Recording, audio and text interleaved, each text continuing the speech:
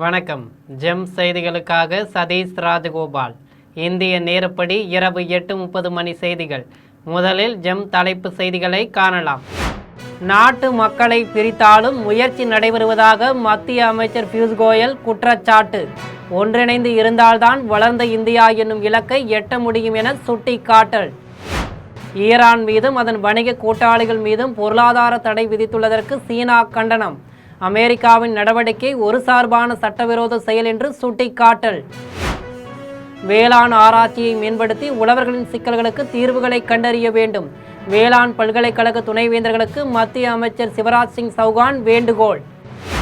புதிய விமான நிலையத்துக்கான இடத்தை விரைந்து தேர்வு செய்து அதற்கான பணிகளை மேற்கொள்ள வேண்டும்.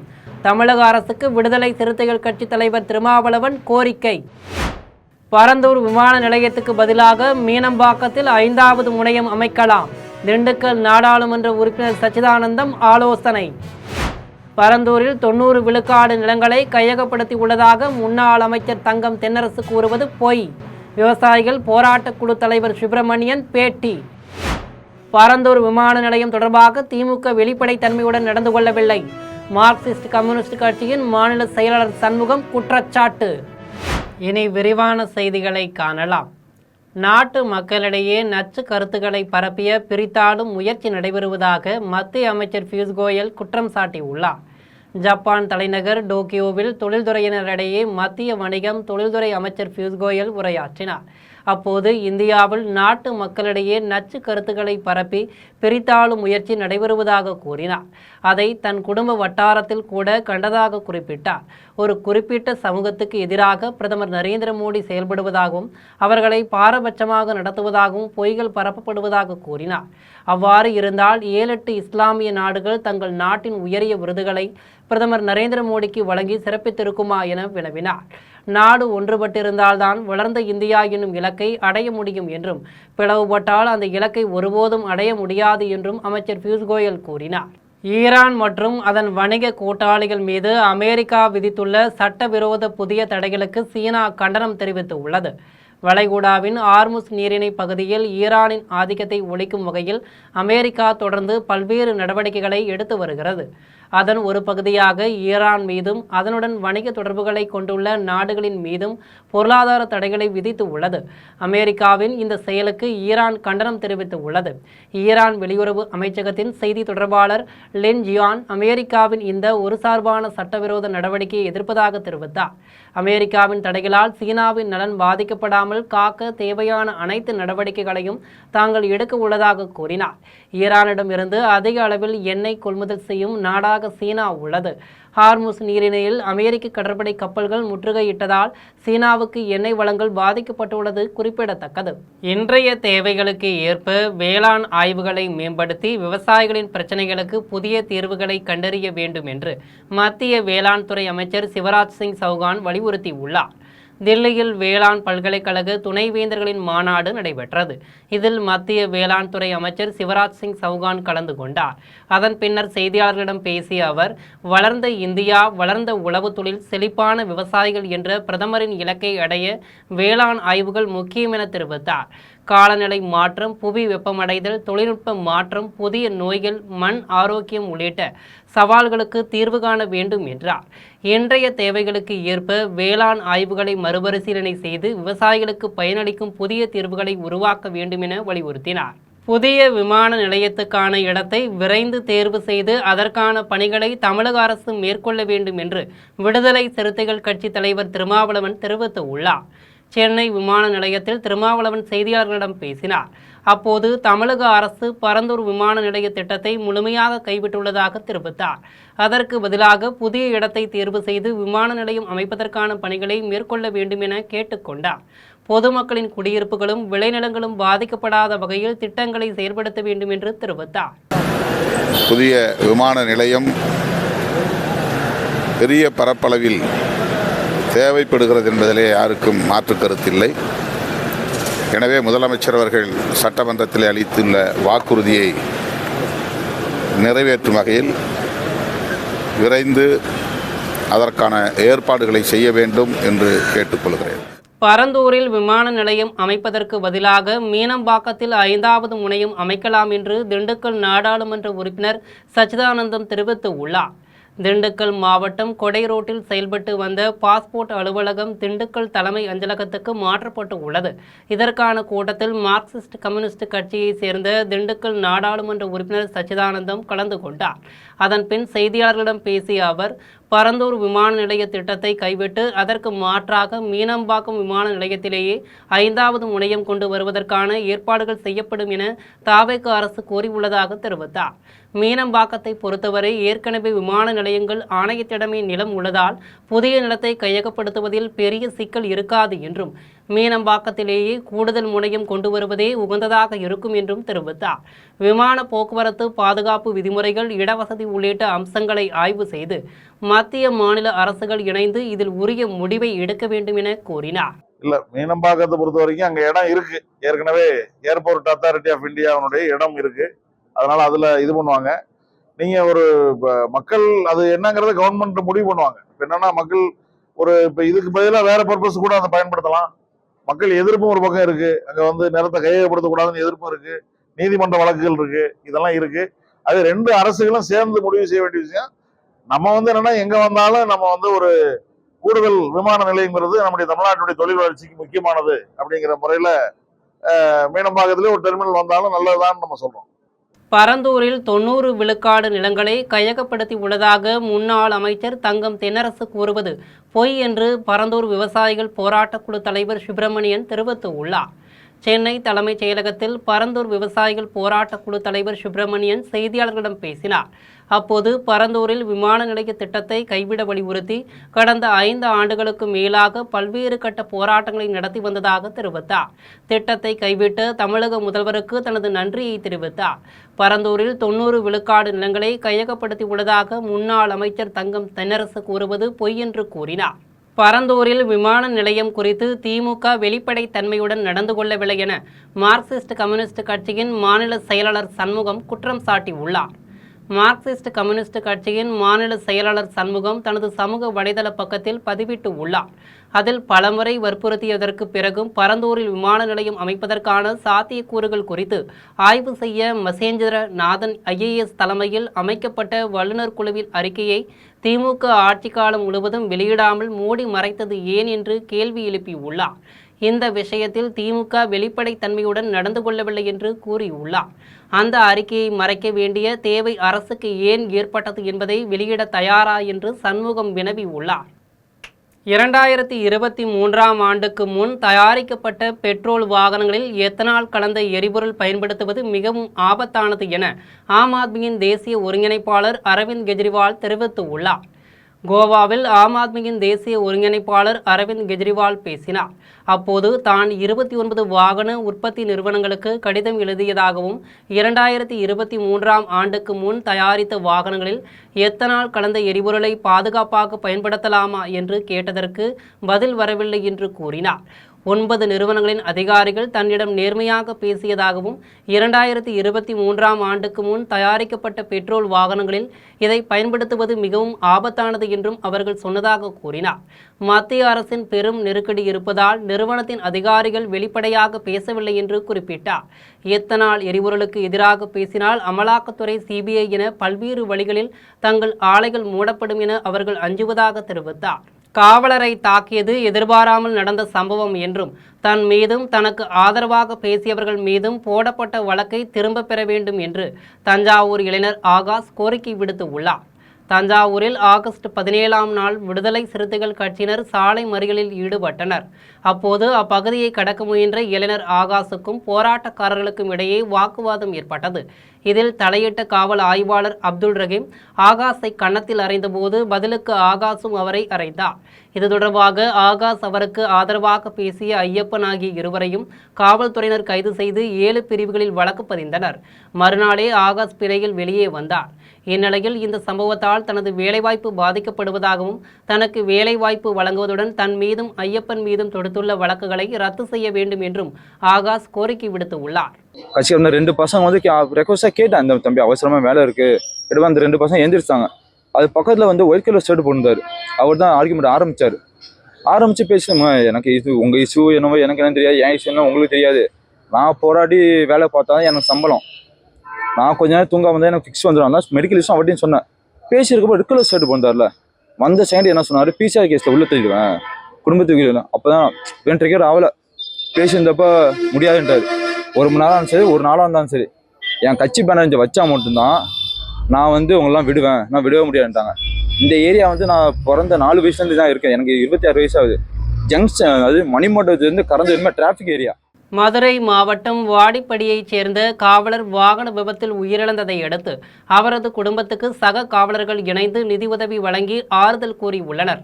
மதுரை மாவட்டம் வாடிப்பட்டியைச் சேர்ந்த தமிழ்ச்செல்வன் 2017ஆம் ஆண்டு தமிழக காவல்துறை பணியில் சேர்ந்து சென்னையில் பணிபுரிந்து வந்த நிலையில் 2 மாதங்களுக்கு முன் வாகன விபத்தில் சிக்கி உயிரிழந்தார். 2017ஆம் ஆண்டில் காவல் பணியில் சேர்ந்து 38 மாவட்டங்களில் பணிபுரியும் சுமார் 6000 காவலர்கள் காக்கும் உறவுகள் வாட்ஸ்அப் குழு மூலம் இணைந்து நிதி திரட்டினர். இதில் 22,89,000 ரூபாய் சேகரிக்கப்பட்டது. இந்நிலையில் தமிழ்ச்செல்வனின் குடும்பத்தினரை நேரில் சந்தித்த மதுரை சமயநல்லூர் துணை காவல் கண்காணிப்பாளர் ஆனந்தராஜ் அந்த நிதியை வழங்கி ஆறுதல் கூறினார். இறந்த காவலர் தமிழ்ச்செல்வன் நினைவாக மரக்கன்றுகள் நடப்பட்டன. புதுக்கோட்டை மாவட்டம் அறந்தாங்கியில் நீர்நிலையில் கட்டப்பட்டுள்ள 500க்கும் மேற்பட்ட வீடுகளை இடிப்பதை தடுத்து நிறுத்தக் கோரி கோட்டாட்சியர் அலுவலகம் முன்பு பொதுமக்கள் ஆர்ப்பாட்டத்தில் ஈடுபட்டனர். அறந்தாங்கியில் நீர்நிலை புறம்போக்கு நிலத்தில் 500க்கும் மேற்பட்ட வீடுகளை கட்டி பொதுமக்கள் குடியிருந்து வருகின்றனர். நீர்நிலை புறம்போக்கை ஆக்கிரமித்து கட்டியுள்ள இந்த வீடுகளை இடித்து அகற்ற நீதிமன்றம் உத்தரவிட்டு உள்ளது. அதன் அடிப்படையில் கோட்டாட்சியர் அபிநயா தலைமையில் வருவாய்த்துறையினர் வீடுகளை இடிக்க ஏற்பாடு செய்து வருகின்றனர்.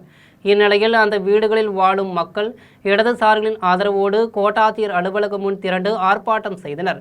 அப்போது தங்கள் வீடுகளை இடிக்கக்கூடாது என்று வலியுறுத்தினர். காஞ்சிபுரம் மாவட்டம் சோமங்கலம் அருகே தனியார் வங்கி ஏடிஎம் இயந்திரத்தை உடைத்து 9 லட்சம் ரூபாய் பணத்தை கொள்ளையடித்தவர்களை பிடிக்க தனிப்படை அமைத்து காவல்துறையினர் தேடி வருகின்றனர்.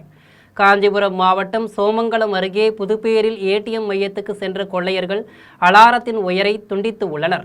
அதன் பின் கருவிகளை கொண்டு ஏடிஎம் எந்திரத்தை உடைத்த கொள்ளையர்கள் அதிலிருந்த 9 லட்சம் ரூபாய் பணத்தை எடுத்துக்கொண்டு தப்பி சென்று உள்ளனர். வங்கி அதிகாரிகள் உடனடியாக காவல் கட்டுப்பாட்டு அறைக்கு தகவல் அளித்து உள்ளனர். விரைந்து வந்த தாம்பரம் மாநகர காவல் உதவி ஆணையர் கார்த்திகேயன் தலைமையிலான காவல்துறையினர் தடயங்களை சேகரித்தும் கண்காணிப்பு கேமரா காட்சிகளை ஆய்வு செய்தும் விசாரணை மேற்கொண்டு வருகின்றனர். மேலும் தனிப்படை அமைத்து கொள்ளையர்களை தேடி வருகின்றனர். மயிலாடுதுறையில் பிரபல அசைவ உணவகங்களில் உணவு பாதுகாப்புத்துறை அதிகாரிகள் திடீர் சோதனை மேற்கொண்டு தடை செய்யப்பட்ட நிறமூட்டிகளை பறிமுதல் செய்து 4 கடைகளுக்கு தலா 10,000 ரூபாய் அபராதம் விதித்தனர். மயிலாடுதுறையில் உள்ள உணவகங்களில் மாவட்ட நியமன அலுவலர் பிரவீன்குமார் தலைமையில் உணவு பாதுகாப்பு அதிகாரிகள் திடீர் சோதனை மேற்கொண்டனர். அப்போது பழைய இறைச்சி, தடை செய்யப்பட்ட செயற்கை நிறமூட்டிகள் ஆகியவற்றை கண்டுபிடித்த அதிகாரிகள் அவற்றை அளித்தனர். தொடர்ந்து 4 கடைகளில் இதுபோன்ற கெட்டுப்போன உணவுகள் இருந்ததால் அந்த கடைகளுக்கு தலா 10,000 ரூபாய் அபராதம் விதித்தனர். மேலும் பொதுமக்களுக்கு தரமான மற்றும் பாதுகாப்பான உணவு கிடைப்பதை உறுதி செய்ய வேண்டும் என்றும் தொடர்ந்து ஆய்வுகள் மேற்கொள்ளப்படும் என்றும் தெரிவித்தனர். மயிலாடுதுறை மாவட்டம் பூம்புகார் அருகே அரசு பள்ளி தலைமை ஆசிரியர் ஏசியதால் 12ஆம் வகுப்பு மாணவி தன்னுயிரை மாய்க்க முயன்றது பரபரப்பை ஏற்படுத்தி உள்ளது. மயிலாடுதுறை மாவட்டம் கீழப்பெரும்பள்ளம் அரசு மேல்நிலைப் பள்ளியில் கடந்த இந்திரகுமார் பொறுப்பு தலைமை ஆசிரியராக பணியாற்றி வருகிறார். இவர் சாதி ரீதியாகவும் ஒழுங்கினமாகவும் நடந்து கொள்வதாக குற்றச்சாட்டு எழுந்ததால் பள்ளி கல்வித்துறை அதிகாரிகள் தலைமை ஆசிரியரிடம் விசாரணை மேற்கொண்டனர். அதிகாரிகள் விசாரணை நடத்திய மாணவிகளை தலைமை ஆசிரியர் தொடர்ந்து மிரட்டியதால் 12ஆம் வகுப்பு படிக்கும் ஒரு மாணவி பள்ளியிலேயே நஞ்சு அருந்தி தன் உயிரை மாய்க்க முயன்றார். இதனை அறிந்த ஆசிரியர்கள் மாணவியை மீட்டு மயிலாடுதுறை அரசு மருத்துவமனையில் தீவிர சிகிச்சை பிரிவில் சேர்த்து உள்ளனர். இதையடுத்து அரசு மருத்துவமனையில் மாவட்ட முதன்மை கல்வி அலுவலர் பாலசுப்ரமணியன் மாணவியிடமும் அவர் குடும்பத்தாரிடமும் விசாரணை மேற்கொண்டார். அப்போது தலைமை ஆசிரியர் மீது உரிய நடவடிக்கை எடுத்து அவரை கைது செய்ய வேண்டும் என்று உறவினர்கள் கோரிக்கை விடுத்தனர்.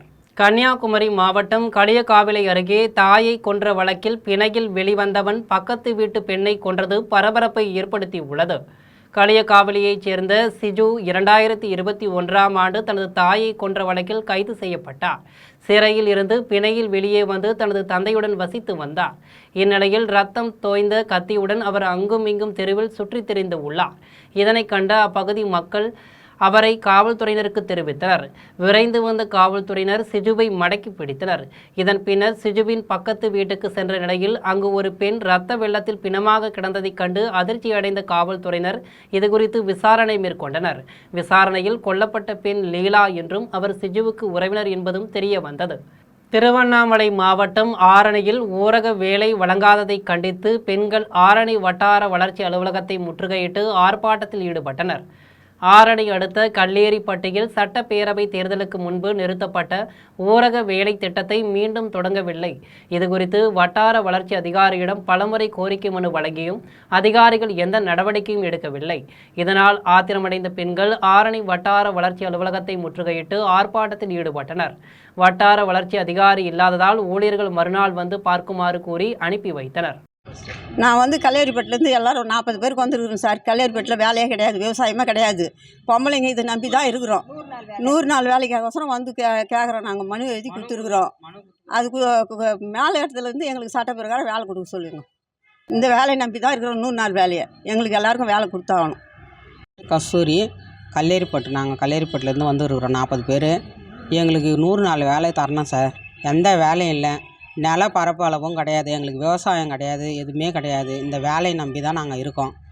இதனால் நாங்கள் கவர்மெண்ட்டில் இங்கே மனு கொடுக்கறதுக்கு பிடிஓர்கிட்ட வந்துக்கிறோம். அவர்கிட்ட எங்களுக்கு தாய்முடன். சென்னை திருவொற்றியூரில் மாநகராட்சி 1வது மண்டல குழு கூட்டத்தில் பங்கேற்ற மாமன்ற உறுப்பினர்கள் தங்கள் பகுதிகளில் உள்ள பிரச்சனைகளை எடுத்து கூறினர். சென்னை மாநகராட்சி 1வது மண்டல குழு கூட்டம் தலைவர் தனியரசு தலைமையில் நடைபெற்றது. இதில் காங்கிரஸ், திமுக, கம்யூனிஸ்ட், அதிமுக மாமன்ற உறுப்பினர்கள் கலந்து கொண்டனர். அதனைத் தொடர்ந்து செய்தியாளர்களிடம் பேசிய அதிமுக 7வது வார்டு மாமன்ற உறுப்பினர் கார்த்திக் தனது வார்டில் உள்ள அண்ணாமலை நகர் ரயில்வே சுரங்கப்பாதை பணிகளை விரைந்து முடிக்க நடவடிக்கை எடுக்க வேண்டும் என கேட்டுக்கொண்டார்.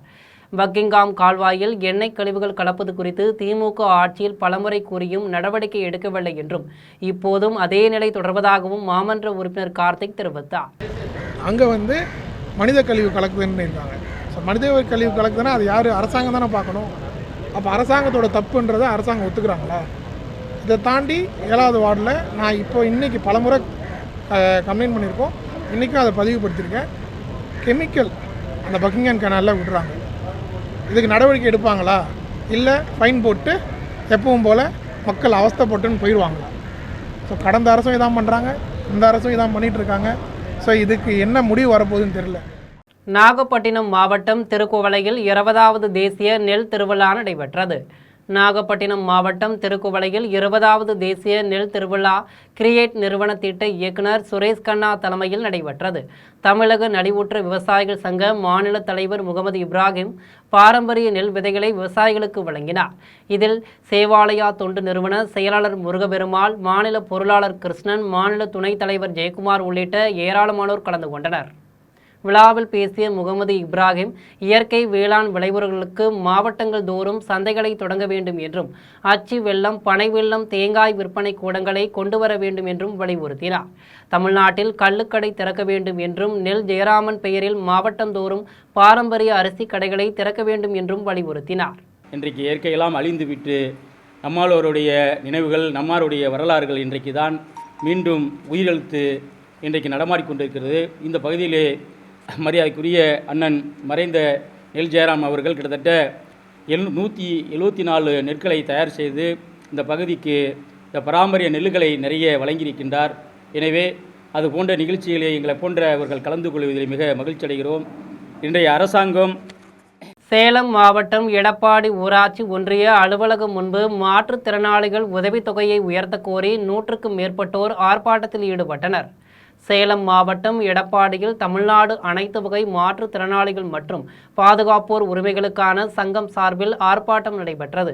வட்டார தலைவர் வடிவேல் தலைமையில் நடைபெற்ற ஆர்ப்பாட்டத்தில் தமிழகத்தில் மாற்றுத்திறனாளிகளுக்கு 1500 ரூபாய் முதல் 2000 ரூபாய் வரை மாத உதவித்தொகையாக வழங்கப்பட்டு வருவதாக தெரிவித்தனர்.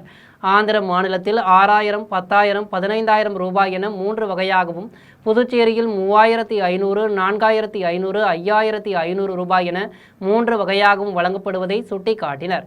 தெலுங்கானாவில் அனைத்து மாற்றுத்திறனாளிகளுக்கும் 4000 ரூபாய் மாத உதவித்தொகை வழங்கப்படுவதாக தெரிவித்தனர். திண்டுக்கல் மாவட்டம் ஒட்டன்சத்திரத்தில் மாற்றுத்திறனாளிகளுக்கான மாதாந்திர உதவித்தொகையை ஆந்திர மாநிலத்தை போன்று உயர்த்தி வழங்க கோரி ஆர்ப்பாட்டம் நடைபெற்றது. ஒட்டன்சத்திரம் ரயில் நிலையம் முன் ஒன்றிய தலைவர் தண்டபாணி தலைமையிலும் ஒன்றிய செயலாளர் சிவகுமார் முன்னிலையிலும் ஆர்ப்பாட்டம் நடைபெற்றது. இந்த ஆர்ப்பாட்டத்தில் 200க்கும் மேற்பட்ட மாற்றுத்திறனாளிகள் கலந்து கொண்டு உதவித்தொகையை உயர்த்தி வழங்க வேண்டும் என்று வலியுறுத்தினர். தமிழக அரசு பட்ஜெட் கூட்டத்தொடரில் மாற்றுத்திறனாளிகளின் உதவித்தொகையை உயர்த்துவதற்கான அறிவிப்பை வெளியிட வேண்டும் என ஆர்ப்பாட்டத்தில் வலியுறுத்தப்பட்டது. கவன ஈர்ப்பு ஆர்ப்பாட்டத்தின் வாயிலாக நாங்கள் இந்த கோரிக்கையை வைக்கிறோம். மற்றும் அதுவும் இல்லாமல் 2 வருடங்களாக உதவித்தொகைக்காக விண்ணப்பித்து காத்து கொண்டிருக்கும் மாற்றுத்திறனாளிகளுக்கும் இன்னுமே அவங்களுக்கு முழுமையாக இந்த உதவித்தொகையை கொடுக்காத காரணத்தினால் அந்த கோரிக்கையும் இந்த கவன ஈர்ப்பு ஆர்ப்பாட்டத்தின் வாயிலாக தெரிவித்துக் கொள்கிறோம். நன்றி, வணக்கம். விழுப்புரம் மாவட்டம் செஞ்சியில் பல்வேறு கோரிக்கைகளை முன்னிறுத்தி மாற்றுத்திறனாளிகள் கவன ஈர்ப்பு ஆர்ப்பாட்டத்தில் ஈடுபட்டனர். விழுப்புரம் மாவட்டம் செஞ்சியில் மாற்றுத்திறனாளிகள் செஞ்சி வட்ட தலைவர் சுரேஷ் தலைமையில் ஆர்ப்பாட்டம் நடைபெற்றது. இந்த ஆர்ப்பாட்டத்தில் கடந்த 4 ஆண்டு காலமாக மாற்றுத்திறனாளிகளுக்கு வழங்கப்படும் உதவித்தொகை உயர்த்தி வழங்கப்படவில்லை என்று கூறினார். அண்டை மாநிலங்களில் மாற்றுத்திறனாளிகள் உதவித்தொகை வழங்குவது போல் தமிழகத்திலும் அதிகமாக வழங்க வேண்டும் என்று வலியுறுத்தினர். இந்நிகழ்வில் மாவட்ட துணைத் தலைவர் முருகன், மாவட்ட துணை செயலாளர் குமார் உள்ளிட்ட நிர்வாகிகள் கலந்து கொண்டனர். விருதுநகர் மாவட்டம் அருப்புக்கோட்டையில் தேமுதிக நிறுவனர் விஜயகாந்த் பிறந்தநாளை ஒட்டி பிரியாணி வழங்கி கொண்டாடி உள்ளனர். அருப்புக்கோட்டையில் விஜயகாந்த் பிறந்தநாளை ஒட்டி அவரின் ரசிகர்கள் ஒன்று சேர்ந்து ஏழை மக்களுக்கு முட்டை பிரியாணி வழங்கினர். முன்னதாக அவரின் உருவப்படத்துக்கு மலர்தூவி மாலை அணிவித்து மரியாதை செலுத்தினர். அப்போது அங்கிருந்த பெண்கள் உள்ளிட்ட ஏராளமானோர் தாங்களாக முன்வந்து விஜயகாந்த் திருவுருவப் படத்தை தொட்டு வணங்கி மரியாதை செலுத்தினர். பொதுமக்களுக்கும் பயணிகளுக்கும் இனிப்புகள் வழங்கினர். அதனைத் தொடர்ந்து அருப்புக்கோட்டை காந்திநகரில் பொன்னுச்சாமி விஜயலட்சுமி குடும்பத்தினர் ஏழை எளியோருக்கு உணவு வழங்கினர். சேதுராஜாபுரத்தில் உள்ள அன்னை முதியோர் இல்லத்திலும் ஆதரவற்ற முதியோர்களுக்கு சிக்கன் பிரியாணி வழங்கியதோடு புதிய ஆடைகளும் வழங்கினர். திருவள்ளூர் அருகே தேமுதிக நிறுவனர் விஜயகாந்தின் பிறந்தநாள் விழாவை முன்னிட்டு அன்னதானம் வழங்கப்பட்டது. திருவள்ளூர் மாவட்டம் தாமரைப்பாக்கம், வெங்கல் ஆகிய பகுதிகளில் தேமுதிக நிறுவனர் விஜயகாந்தின் பிறந்தநாள் விழா நடைபெற்றது. இதில் தலைமை செயற்குழு உறுப்பினர் ஞானமூர்த்தி கலந்து கொண்டு 500 பேருக்கு அன்னதானம் வழங்கினார். இதில் ஒன்றிய செயலாளர் வீரா, நிர்வாகிகள் பழனிவேல், ராஜேஷ் உள்ளிட்ட ஏராளமானோர் கலந்து கொண்டனர். வேலூர் மாவட்டம் கீழ்வைத்தியான்குப்பத்தில் விஜயகாந்த் பிறந்தநாளை முன்னிட்டு பொதுமக்களுக்கு பிரியாணி வழங்கப்பட்டது. வேலூர் மாவட்டம் கீழ்வைத்தியான்குப்பத்தில் விஜயகாந்த் பிறந்தநாளை ஒட்டி தேமுதிக ஒன்றிய செயலாளர் மணிகண்டன் தலைமையில் பொதுமக்களுக்கு பிரியாணி வழங்கப்பட்டது. இதில் வேலூர் மாவட்ட செயலாளர் பிரதாப் கலந்து கொண்டு விஜயகாந்த் படத்திற்கு மாலை அணிவித்து மலர்தூவி மரியாதை செலுத்தினார். இதனைத் தொடர்ந்து ஏழை எளியோருக்கு பிரியாணி வழங்கப்பட்டது. இதில் ஒன்றிய நிர்வாகிகள் மனோகரன், பாரதி, புருஷோத்தம்மன், நாராயணசாமி மற்றும் தேமுதிக பொதுக்குழு உறுப்பினர் நாகையா, மாவட்ட துணை செயலாளர் ரமணி உள்ளிட்டோர் கலந்து கொண்டனர்.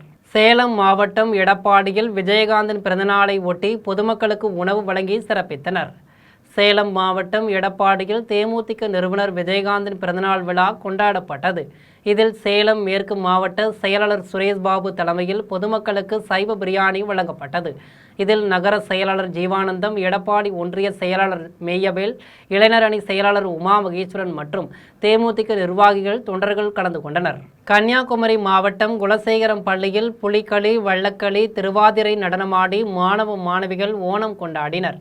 கன்னியாகுமரி மாவட்டம் குலசேகரம் மேல்நிலைப் பள்ளியில் மாணவ மாணவிகள் அத்தப்பூ கோலமிட்டு மாவலி மன்னனை வரவேற்றனர். மேலும் புலிகளி, வள்ளக்களி, திருவாதிரை நடனம் ஆடினர். மாவலி மன்னன் வேடமிட்டவர் ஓண ஊஞ்சல் ஆடியவாறு வாழ்த்துக்கள் தெரிவித்தார். கும்பகோணம் தனியார் பள்ளியில் ஓணம் விழா பாரம்பரியத்தை எடுத்துரைக்கும் வகையில் சிறப்பாக கொண்டாடப்பட்டது. கும்பகோணம் தனியார் பள்ளியில் ஓணம் விழாவை ஒட்டி மாணவர்களும் ஆசிரியர்களும் பாரம்பரிய உடையணிந்து வந்திருந்தனர். பல்வேறு வண்ண மலர்களை கொண்டு மாணவர்கள் உருவாக்கிய அத்தப்பூ கோலம் அனைவரது கவனத்தையும் ஈர்த்தது. விழாவில் பள்ளி தாளாளர் கார்த்திகேயன், பன்னாட்டு பள்ளி தாளாளர் பூர்ணிமா ஆகியோர் கலந்து கொண்டு ஓணம் விழாவின் சிறப்புகள் குறித்து மாணவர்களுக்கு எடுத்து உரைத்தனர். தொடர்ந்து மாணவர்களின் பல்வேறு கலை நிகழ்ச்சிகள் நடைபெற்றன. கன்னியாகுமரி மாவட்டம் வெள்ளமடியில் உள்ள ஸ்டெல்லா மேரிஸ் கல்லூரியில் மாணவ மாணவியர்கள் அத்தப்பூ கோலமிட்டு ஊஞ்சலாடி வடமிழுத்து ஓணம் விழா கொண்டாடினர். கன்னியாகுமரி மாவட்டம் ராஜாக்கமங்கலம் அருகே வெள்ளமடியில் உள்ள ஸ்டெல்லா மேரிஸ் கல்லூரியில் ஓணம் விழா கொண்டாடப்பட்டது.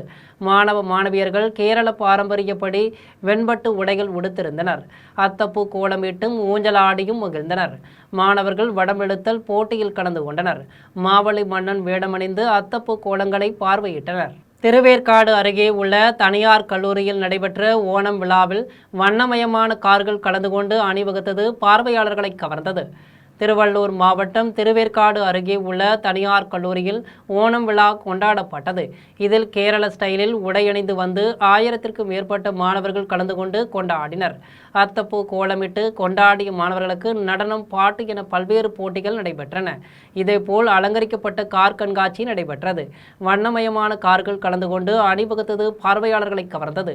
இதில் கல்லூரி தாளாளர் வெங்கடேஷ் ராஜா வழிகாட்டுதலின் கீழ் ரோட்ராக்ட் கிளப் மற்றும் கலாச்சார குழுவினர் இணைந்து இந்நிகழ்ச்சியை ஏற்பாடு செய்திருந்தனர். திருச்செந்தூர் சுப்பிரமணிய சுவாமி கோவில் வளாகத்தில் ஆவணி திருவிழாவை முன்னிட்டு பக்தர்கள் வசதிக்காக PUF பேனல் கூலிங் சீட் அமைக்கப்பட்டு உள்ளது. தூத்துக்குடி மாவட்டம் திருச்செந்தூர் சுப்பிரமணிய சுவாமி கோவிலில் ஆவணி திருவிழா வரும் 31ஆம் தேதி கொடியேற்றத்துடன் தொடங்கியது. இந்நிலையில் கோவில் வளாகத்தில் உள்ள வசந்த மண்டபம், முடி காணிக்கை செலுத்தும் பகுதி மற்றும் பக்தர்கள் அதிகளவில் பயன்படுத்தும் நடைபாதைகளில் PUF பேனல் கூலிங் ஷீட் மற்றும் நிழற்கூடைகள் அமைக்கும் பணிகள் நடைபெற்று வருகின்றன. வெயிலின் தாக்கத்தை குறைக்கும் வகையில் பக்தர்களின் வசதிக்காக இந்த கூலிங் சீட்டுகள் அமைக்கப்பட்டு உள்ளது. வேலூர் மாவட்டம் காங்கேயநல்லூரில் திருமுருக கிருபானந்த வாரியார் சிலைக்கு மாவட்ட ஆட்சியர், நாடாளுமன்ற உறுப்பினர், உள்ளாட்சி பிரதிநிதிகள் மாலை அணிவித்து மலர்தூவி மரியாதை செலுத்தினர். வேலூர் மாவட்டம் காட்பாடி பாலாற்றங்கரையில் அமைந்துள்ள காங்கேயநல்லூரில் 1906ஆம் ஆண்டு ஆகஸ்ட் 25ஆம் நாள் மல்லையாஸ் தாசருக்கும் கனகவள்ளி அம்மையாருக்கும் 4வது மகனாக கிருபானந்த வாரியார் பிறந்தார். இவர் ஆன்மீக சொற்பொழிவாளராகவும் முருக பக்தராகவும் இருந்து பல இடங்களில் கோவில்களை நிறுவினார். கிருபானந்த வாரியார் பிறந்த நாளை ஒட்டி காங்கேயநல்லூரில் அவர் சிலைக்கு மாவட்ட ஆட்சியர் லீலா அலெக்ஸ் மாலை அணிவித்து மரியாதை செலுத்தினார். இந்த நிகழ்ச்சியில் வேலூர் நாடாளுமன்ற உறுப்பினர் கதிர் ஆனந்த், மேயர் சுஜாதா, மாமன்ற உறுப்பினர் ரமேஷ் ஆகியோர் மலர்தூவியும் மாலை அணிவித்து மரியாதை செலுத்தினர். மீண்டும் ஜெம் தலைப்பு செய்திகள். நாட்டு மக்களை பிரித்தாலும் முயற்சி நடைபெறுவதாக மத்திய அமைச்சர் பியூஷ் கோயல் குற்றச்சாட்டு. ஒன்றிணைந்து இருந்தால்தான் வளர்ந்த இந்தியா என்னும் இலக்கை எட்ட முடியும் என சுட்டிக்காட்டல். ஈரான் மீதும் அதன் வணிக கூட்டாளிகள் மீதும் பொருளாதார தடை விதித்துள்ளதற்கு சீனா கண்டனம். அமெரிக்காவின் நடவடிக்கை ஒரு சார்பான சட்டவிரோத செயல் என்று சுட்டிக்காட்டல். வேளாண் ஆராய்ச்சியை மேம்படுத்தி உழவர்களின் சிக்கல்களுக்கு தீர்வுகளை கண்டறிய வேண்டும். வேளாண் பல்கலைக்கழக துணைவேந்தர்களுக்கு மத்திய அமைச்சர் சிவராஜ் சிங் சௌகான் வேண்டுகோள். புதிய விமான நிலையத்துக்கான இடத்தை விரைந்து தேர்வு செய்து அதற்கான பணிகளை மேற்கொள்ள வேண்டும். தமிழக அரசுக்கு விடுதலை சிறுத்தைகள் கட்சி தலைவர் திருமாவளவன் கோரிக்கை. பரந்தூர் விமான நிலையத்துக்கு பதிலாக மீனம்பாக்கத்தில் 5வது முனையம் அமைக்கலாம். திண்டுக்கல் நாடாளுமன்ற உறுப்பினர் சச்சிதானந்தம் ஆலோசனை. பரந்தூரில் 90 விழுக்காடு நிலங்களை கையகப்படுத்தி உள்ளதாக முன்னாள் அமைச்சர் தங்கம் தென்னரசு கூறுவது பொய். விவசாயிகள் போராட்ட குழு தலைவர் சுப்பிரமணியன் பேட்டி. பரந்தூர் விமான நிலையம் தொடர்பாக திமுக வெளிப்படைத்தன்மையுடன் நடந்து கொள்ளவில்லை. மார்க்சிஸ்ட் கம்யூனிஸ்ட் கட்சியின் மாநில செயலாளர் சண்முகம் குற்றச்சாட்டு. இத்துடன் ஜெம் செய்திகள் நிறைவடைகின்றன. மீண்டும் ஜெம் செய்திகள் இரவு 12 மணிக்கு. உடனுக்குடன் செய்திகளை காண ஜெம் live.tv என்ற இணையதளத்தில் இணைந்திருங்கள். நன்றி, வணக்கம்.